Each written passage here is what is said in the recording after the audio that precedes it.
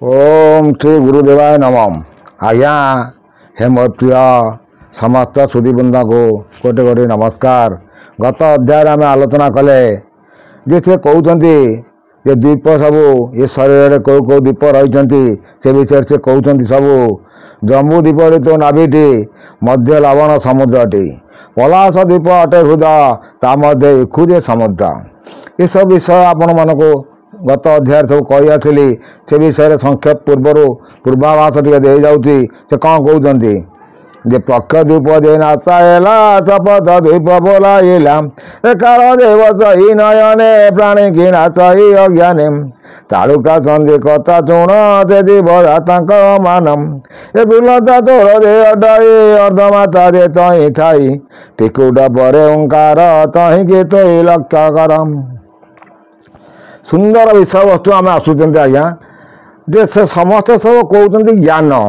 ज्ञान कौन आज्ञा मन कौन आज्ञा चैतन्य कौन आज्ञा चित्त कौन आज्ञा ये सब विषय आम सम्यक आलोचना करवा। नेक्स्ट अध्याय मुझे सब बुझेबी से ये जो 100 पटल आपंकर ये सरी जाऊँगी प्रथम खंड द्वितीय खंड को आम देखा से कौन कहते आज्ञा जे तालुका संधि कथा शुण से जीव दाता आसान तालुका संधिर जो कथा है टिकुट संधिर कथा से व्यवस्था से कहते टिकुट पर ओंकार तही तोई लय करम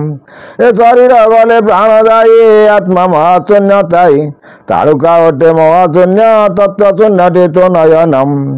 नासिका तोर प्रेम शून्य ध्यान शून्य जे अटे कन्नम ज्ञान शून्य तो मुख दान ये पंच शून्य जे प्रमाणम पंच शून्य जे पंच तत्व पंचांग शुणिल अच्युतम एपरि कहु निराकार मिले लक्ष्मीश्वरम। से पंचतत्व भितर सब कहते ये शरीर होती पंचतत्व आपण मानक मुझे गोटी गोटी कर आसली जे टिकुट पर ओंकार कारण मुझे आपण मानक मोर ये चैनल माध्यम कही आसी जो ललाट चक्र भी देखे आसी ललाट चक्र भजन हूँ ओंकार भजन हंग आउ क्षंग जो अक्षर बसती आदिमाता निराकार हटी होती आज्ञा निराकार क्षटी अक्षरटी होती आदिमाता तांकर भजन चलती ओंकार को से भजन कर ओंकारटा किए से आज्ञा कौन सी जीवात्मा कौन सी आत्मा नहीं कौन सी प्राणवायु से संधि माने संचलन होना कौन सी प्राणवायु ललाट चक्र कौ पर्यंत आसूँ ना कंठ चक्र पर्यंत प्राणवायु सबू गतागत करुँच से आपण मानक सब गोटी गोटी प्राणवायु अपान वायु समान वायु व्यान वायु सब कही आसली तेणु से सब जिनस को आप चिंता करुए गोटे गोटे मोर चैनल सब देखी आसिले सी कहते से ओंकार त्रिकुट संधि त्रिकुट पर ओंकार तहींक तु लय कर त्रिकुट पर ओंकार ओंकार से कौन कहते जे तालुका अटे महाशून्य तत्व शून्य तो नयन नासिका तोर प्रेम शून्य ज्ञान शून्य जे अटे कर्ण ज्ञान शून्य तो मुख जान ए पंच शून्य जे प्रमाण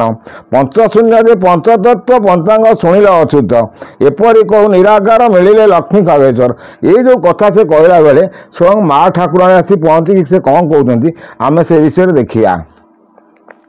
जे भल कथा से कहते आउ टे कला कथा भूलता तोर दे अटाई अर्धमात्रा तही थाई भूलता दुई भूलता संगे अर्धमात्रा रही जो समस्ते कहते आम गत किछि दिन तले भी जन प्रश्न करते शिवंकर विषय शिव कहले कौन आज्ञा तालबेश हर्षकार ब शिव किंतु इकारटा काटिदेले से कौन हो आज्ञा गोटे शव से किसी कथा कहबेनी किसी करेनि कारण से शव सदृश निराड़ मराई बसी थे इकार जो प्रकृति रूपा देवी इकार जोटा चंद्रबिंदु आम दौरान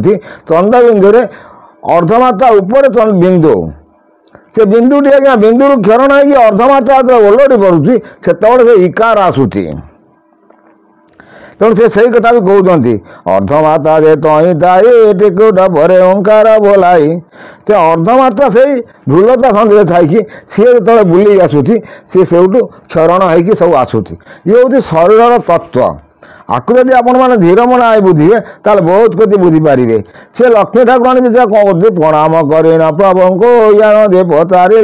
ज्ञान दे पचारे जहाँ कहल अच्युत को ज्ञान बुझाओ आंब को हृदय कलमुष हे मधुर एवं तत्व ज्ञान तार हे प्रभु अच्युत को विषय आप बुझेले आमको टे कहतु से विषय ज्ञान से कौन कहते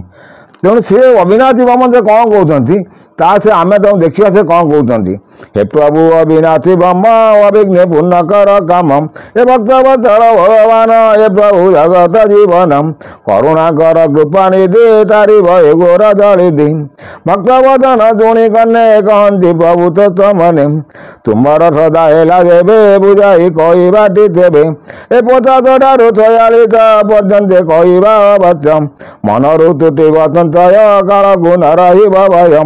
पटल द्वितीय खंडरे बुझाई कहवा तुम्हारे जे सी कहते जे तुम जदि श्रद्धा करुच ताले पटल ये जो विषय वस्तु कहली आर द्वितीय भाग में आपण मानक सब मु बुझेदेवी से कौन कहते जे पटल द्वितीय खंडरे बुझाई कहवा तुम्हारे संसारे जे हुदंत निष्काम मार्ग जे चिंतित मन मजाई निरंतर वदंती ब्रह्म निराकार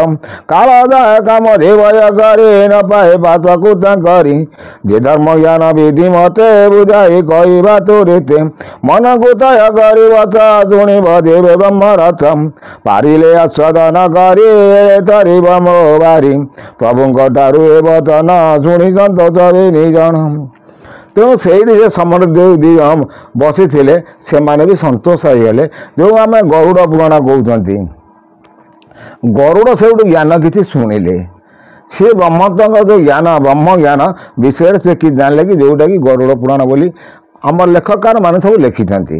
बहुत सुंदर सुंदर तथ्य अच्छी से कहते ब्रह्मज्ञान विषय जब किसी ज्ञान जानापी हम तार 50 ठारू से आम से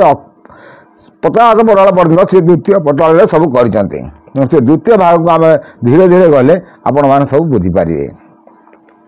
करी द्वितीय पटल विषय कहवा ये हूँ आज्ञा सब तत्व ज्ञान तथा आपको जब आपण मैंने धीर मन आगे सब शुणे ताले बहुत सुंदर लगे। प्रथम भाग एवं सरला मोर ये चैनल को जो मैंने नुआ कर आसुवे से जब मोर ये चैनल को सब्सक्राइब करी बेल आइकन को मारी दिखती ताल जहाँ मु जो अपलोड करी जो वीडियो अपलोड करी से पाखे आराम से पहुँच जापर एतक रोज आज्ञा कोटि कोटि नमस्कार पुणी द्वितीय अध्याय आम देखा साक्षात हवा।